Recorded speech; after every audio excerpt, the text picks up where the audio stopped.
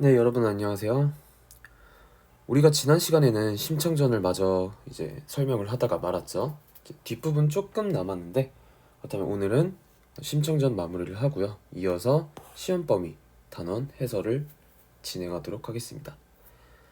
자, 지난주에 이제 심청전을 하다가 말았는데 저희가 어디까지 했었죠? 페이지 172페이지 차문단 하다가 말았었죠. 일단 뭐 다시 한번 말씀을 드리자면 차문단에서 여러분들이 기억해야 될 것은 여기 부분 말아 못하리라 안 해죽고 자신 있고 내 살아서 못하리. 그리고 여기까지. 여기서 어떤 점이 중요하다 그랬죠? 그렇죠. 일반적으로 지금 전체적으로 네 글자가 반복이 된다. 자, 글자 수가 반복이 된다. 그렇다면 무엇을 형성한다? 바로 리듬감을 형성한다. 리듬감을 형성한다는 건 산문체다, 운문체다? 그렇죠. 시와 비슷한 운문체다. 일반적으로 소설은 산문체인데 그런 소설 속에 시와 비슷한 운문체가 섞여 있다. 이게 바로 뭐의 특징이다?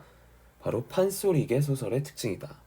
즉 판소리계 소설이란 건 산문체와 운문체가 섞여 있는 게 바로 판소리계 소설의 특징이다 라는 점을 제가 강조드린 바가 있었습니다. 자, 그리고 지금 차문단이 어떤 상황이냐면 심청이가 이제 죽을 날이 되었고요. 그리고 그 전날까지는 이제 아버지한테 거짓말을 하다가 당일이 되어서야 아버지한테 이실직고를 하게 되는 거죠. 나 오늘 죽으러 갑니다. 그래가지고 지금 이 부분은 신봉사 아버지가 굉장히 한탄하면서 슬퍼하는 부분이라고 볼 수 있습니다. 네, 여기 보시는 부분 다 지금 신봉사가 한탄하고 있는 부분이에요. 자, 그리고 여기서부터 한번 볼까요? 물론 여기는 지난주에 했던 부분이긴 하지만 다시 한번 말씀을 드리자면 어떤 놈의 팔자길래 사궁지수 된단 말인가? 자, 사궁지수가 뭐라 그랬습니까? 이 사궁이 뭐라 그랬어요? 네 가지 궁핍한 상황에 처한 사람들. 그리고 그 중에 첫 번째는 뭐다? 늙은 호러비, 즉 곧 신봉사가 처할 상황이라고 볼 수 있습니다. 사궁지수.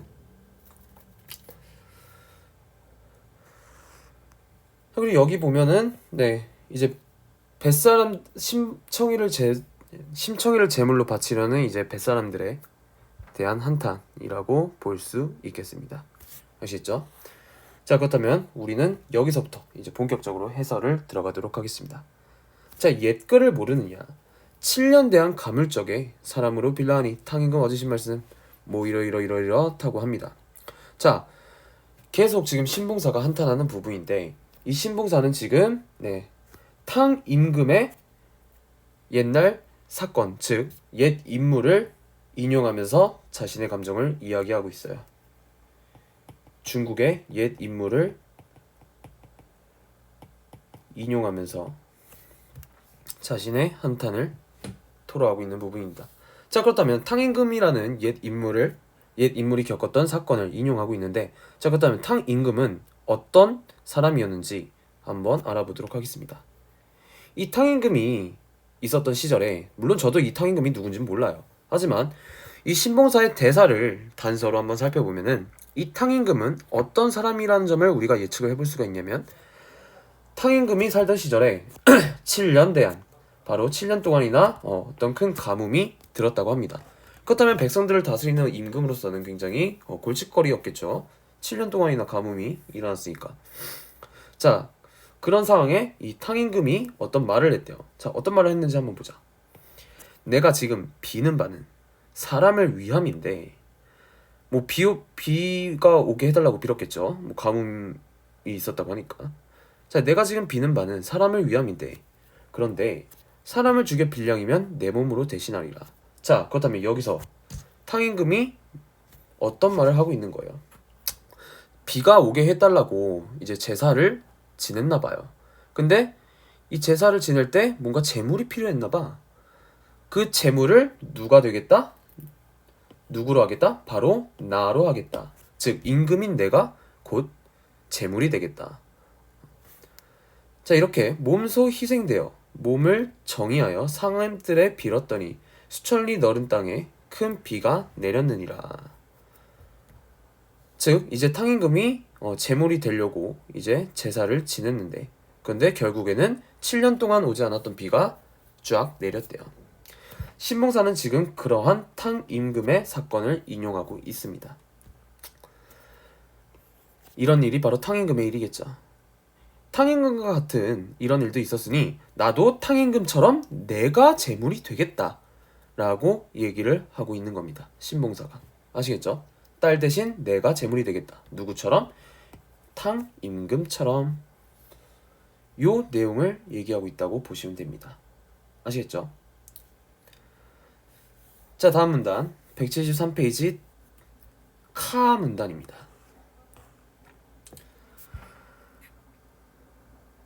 자, 그렇게 이제 아버지가 그렇게 얘기를 하니까 이제 심청이도 이제 그런 아버지를 보고 있으니까 마음이 편하진 않았겠죠. 자, 심청이 이제 아버지를 위로합니다. 자, 근데 여기서 중요한 건 뭐냐면 여기 부분, 마지막 장면. 못난 딸 자식은 생각지 마시고 오래오래 평안히 계십시오. 저는 죽으러 갑니다. 자, 다음 문장 여기 중요합니다. 이도 또한 천명이니 후회한들 어찌하겠습니까? 이렇게 얘기를 합니다. 자, 천명이라는 건 뭐야? 하늘이 내린 운명이라는 소리입니다. 즉 심청이는 이렇게 말을 하고 있는 거야. 내가 죽게 된 것은 누구 잘못도 아니에요. 그냥 제 운명일 뿐이에요. 이렇게 얘기를 하고 있는 겁니다. 자, 그렇다면 여기서 심청이의 태도를 알 수 있는데 바로 심청이가 가지고 있는 태도는 운명론적 태도라고 볼 수 있습니다. 굉장히 중요합니다, 여러분. 이 운명론적 태도라는 점, 누구의 탓도 아니고 그냥 우리에게 주어진 운명일 뿐이다. 그러니까 운명이라는 건 우리가 어떻게 할 수 없는 거잖아요. 그쵸? 즉 내가 죽는 것은 그냥 운명이다. 누구 탓도 아니다. 이렇게 얘기를 하고 있는 거야. 이 운명론적 태도라는 건요, 이번 시험 범위에도 중요하고요, 여러분들 앞으로 고등학교에서도 굉장히 많이 나옵니다. 특히 시에서도 굉장히 많이 나와요. 이 운명론적 태도라는 거 꼭 알아주셔야 됩니다. 중요한 용어예요. 네, 카문단에서 이제 여러분들이 기억해야 될 것은 이 운명론적 태도라는 점만 기억해 주시면 될 것 같습니다. 아시겠죠? 자, 다음 타문단 갑니다.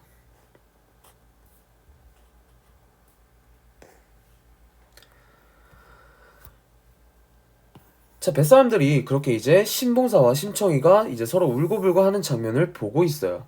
근데 그 장면을 보니까 어떡해서 너무 슬픈 거야. 아니, 물론 뱃사람들이 심청이를 제물로 삼긴 했지만 앞에 그 장면만 보면은 이 뱃사람들 너무했다.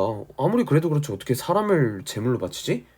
그런 점에서는 뱃사람들이 참 무정한 사람이다 라고 우리가 판단을 해볼 수 있어요. 그 부분에서는 그렇지만, 자, 여기 부분에서는 뭘 볼 수 있어요? 이 뱃사람들이 심청이와 신봉사를 보고, 여러분들 여기 읽어보시면 아시겠지만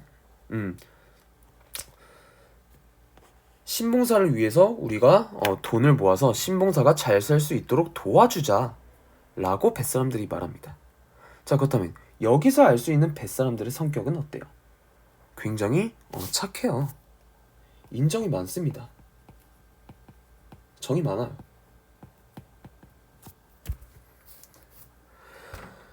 내가 이걸 왜 얘기하고 있냐면, 자, 제가 저번 수업 시간에 이런 말을 했을 거예요. 글에 나와 있는 내용 그대로 수용하는 것은 옳지 않고, 그 글을 내 관점대로, 근거를 바탕으로 내 관점대로 해석하는 게 굉장히 좋은 방법이라고 했습니다. 자, 그렇다면 심청이에서는 그게 어떻게 적용이 되느냐? 우리가 뱃사람들의 성격을 한번 판단한다고 생각을 해보자. 이 뱃사람들은 내가 아까 말했던 것처럼 처음에는 사람을 제물로 바친다는 점에서 굉장히 정이 없는, 약간 무정한, 매정한 사람들이라고 판단을 할 수 있어요. 하지만 여기 타문단을 보면은 신봉사를 도와주려고 하고 있어요. 그렇다면 여기서 알 수 있는 뱃사람들의 성격은 뭐예요? 참 인정이 많다. 선생님, 그렇다면 이 뱃사람들의 성격은 그렇다면 뭐 좋다는 거예요? 나쁘다는 거예요? 이거는 바로 근거에 따라서 다르다. 사람을 제물로 바친다라는 걸 근거를 들면 뱃사람들이 매정하다는 거 맞아요. 반면에 신봉사를 도와준다라는 것을 근거로 든다면 이 뱃사람들은 착한 사람들이라는 걸 볼 수 있어요. 즉 둘 다 맞고요. 그렇다면 우리가 뭘 봐야 되느냐?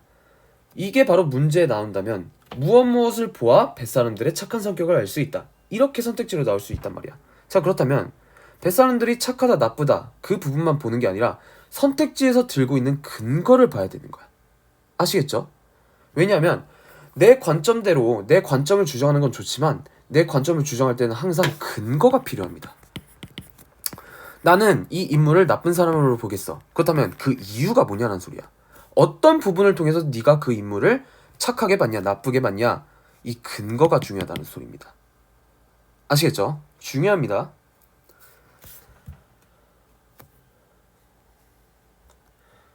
네, 탐문단에서는 그거를 강조드리고 싶었습니다.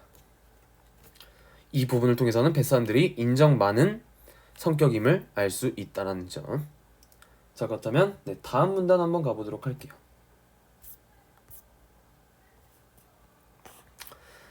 이 다음 문단에는 새로운 인물이 등장합니다. 자, 바로 장승상댁 부인이라는 뉴 캐릭터가 등장을 하게 됩니다. 이 장승상댁 부인은 이제 지금 어떤 상황이에요? 심청이가 이제 곧 있으면 죽으러 가는 상황이죠.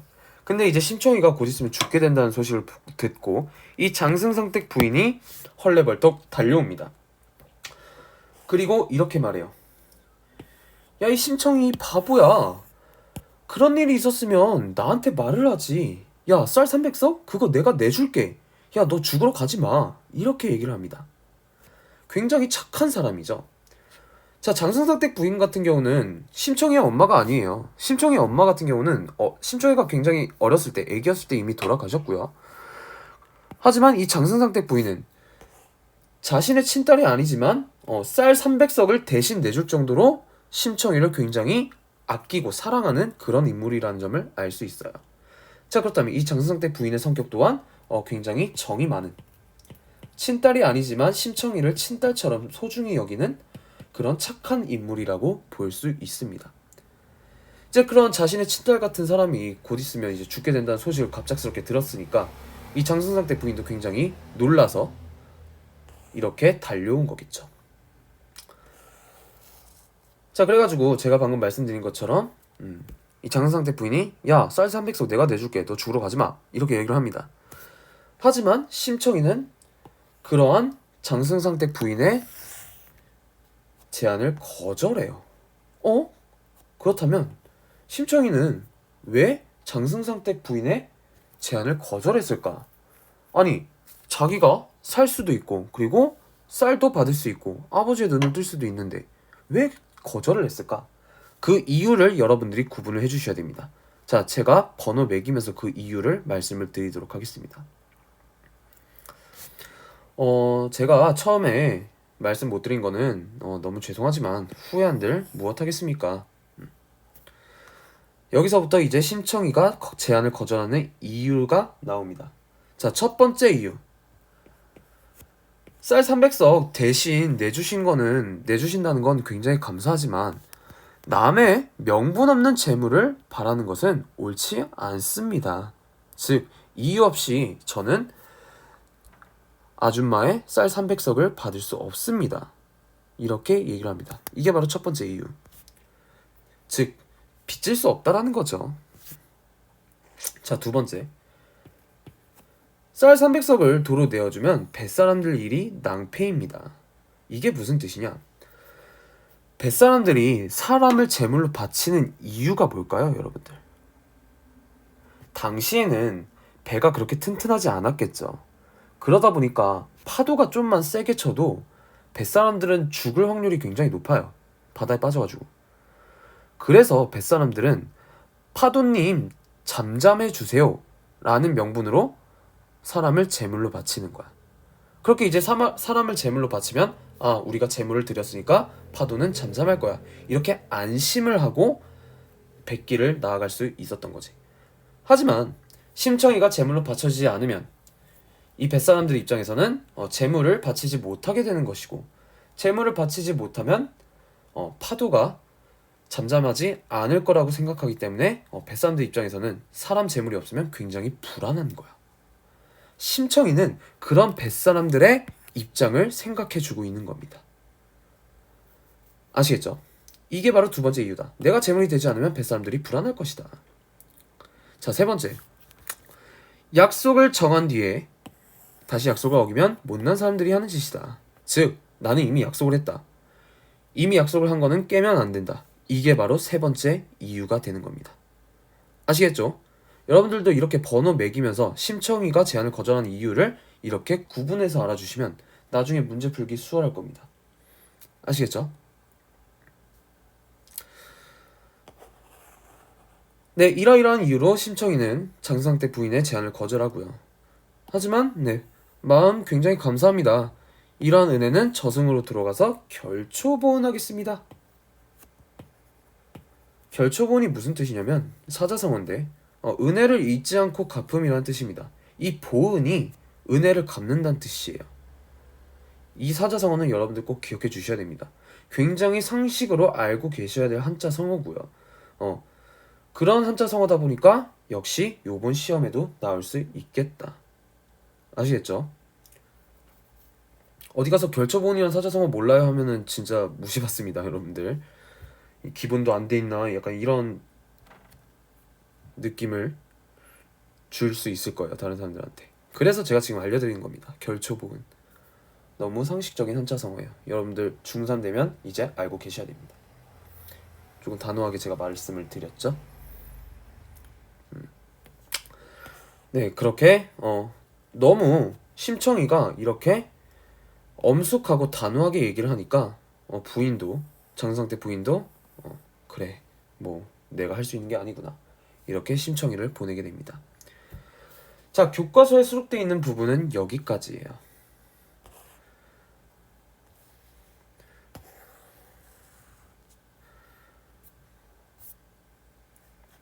자, 여러분들 제가 여기서 이제 추가적으로 말씀을 드릴 거는 무엇이냐면 굉장히 중요한 내용입니다.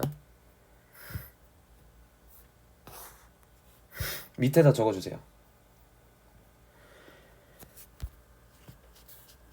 지난주 수업시간 그리고 오늘 보강 영상을 포함해서 제가 시험에 나올 만한 포인트들을 짚어드렸습니다. 그리고 제가 지금도 이제 시험에 나올 만한 포인트들을 몇 가지 한 두 가지 정도밖에 없습니다. 두 가지 정도 짚어드리도록 하겠습니다. 일단 첫 번째, 제가 한 번 더 강조드리고 싶은 바는 뭐냐면 인물에 대한 평가의 다양성이에요. 죄송합니다. 제가 오늘 목이 조금 안 좋아서.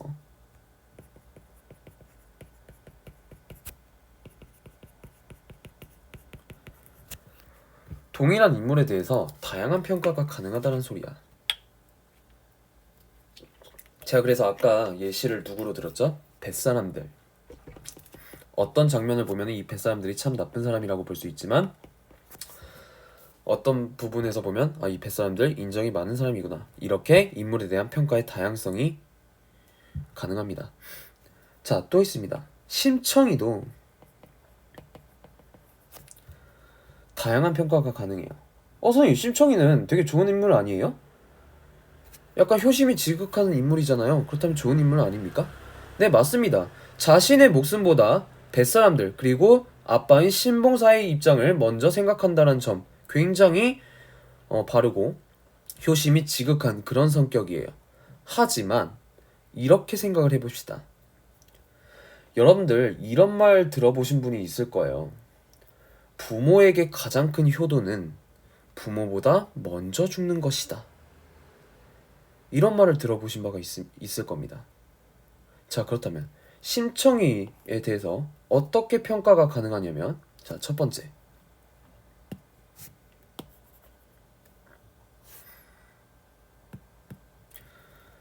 효심이 지극한 인물이다. 잠시만요.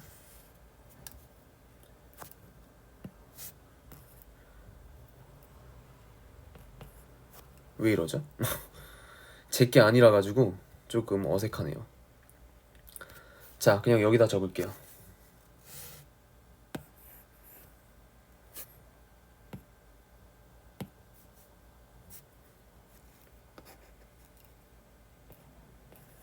자, 심청에 대한 다양한 평가. 효심이 지극하다. 맞는 말이지.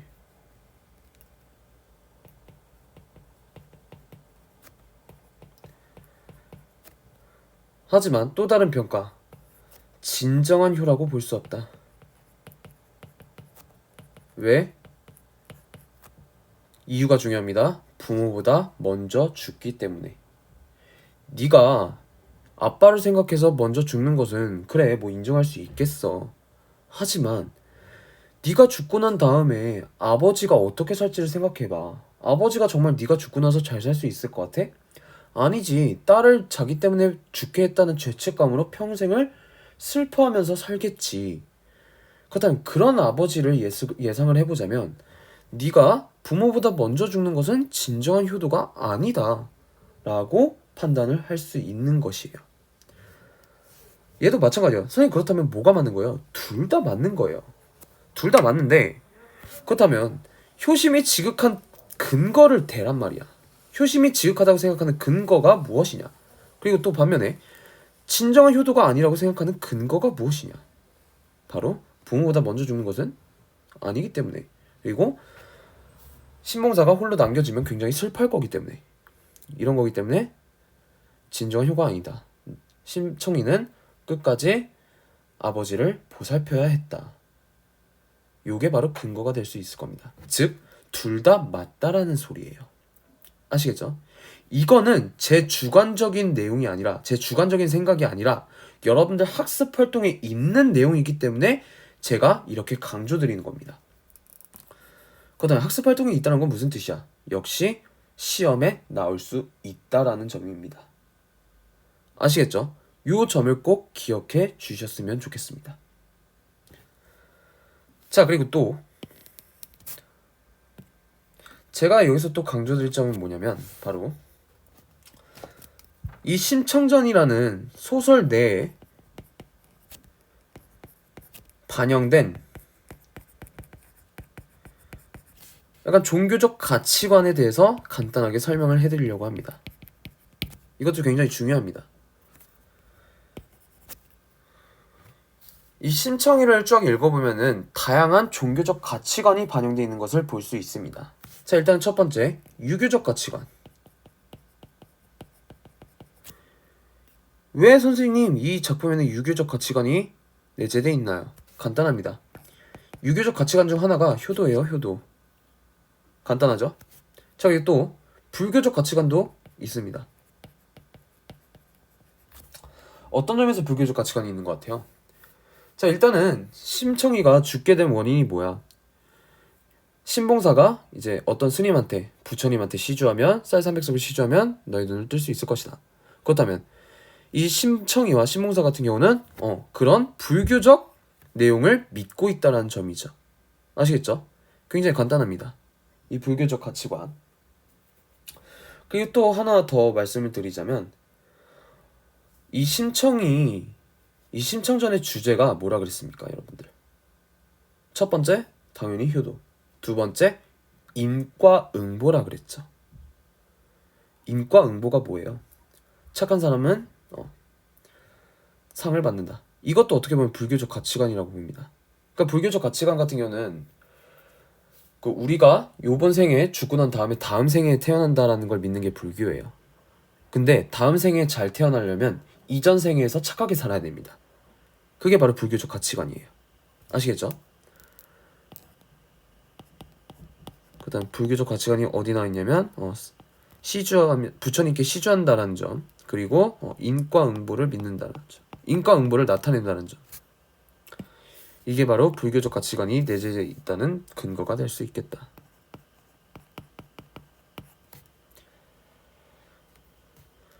자, 그리고 세 번째, 구분하실 수 있게 제가 색깔을 다르게 할게요. 도교적 가치관도 있는데 이 도교적 가치관이란 건 뭐냐?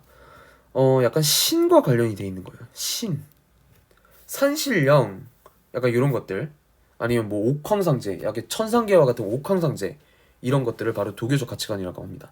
그다음 심청전에서 어디서 도교적 가치관이 나오냐? 바로 교과서에서는 실려 있지 않지만 후반부에 용왕이 있죠. 용궁이 있죠. 용궁. 바닷속의 용궁. 그거를 봐서 바로 도교적 가치관이 있다고 볼 수 있는 겁니다. 자, 그리고 마지막.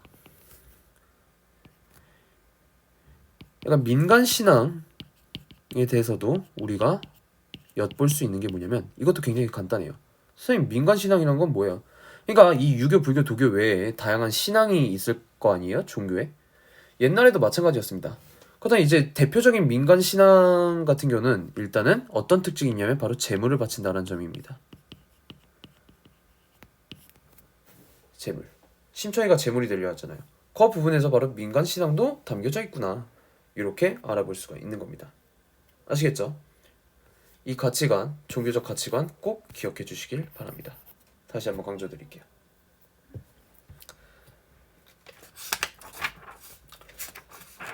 네, 이렇게 심청전 해설을 마무리하고요. 네, 다음 파일 영상에서는 우리 4-2단원인가요? 관점과 형식을 비교하면서 글 읽기 요거에 대해서 말씀을 드리도록 하겠습니다.